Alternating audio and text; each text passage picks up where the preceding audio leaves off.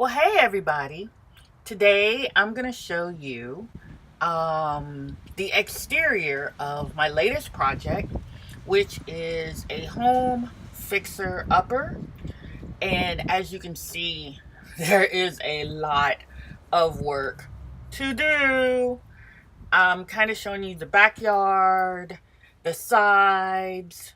Um, it's a beautiful yard. It's a beautiful house. It's really sweet on the inside, got lots and lots of yard space.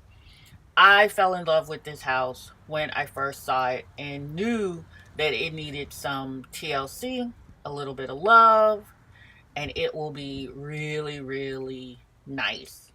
I hope. So, I'm inviting you to follow me on this journey to get it done. And in the next upcoming videos, you'll see it transformed into a really beautiful house. Stay tuned. Bye.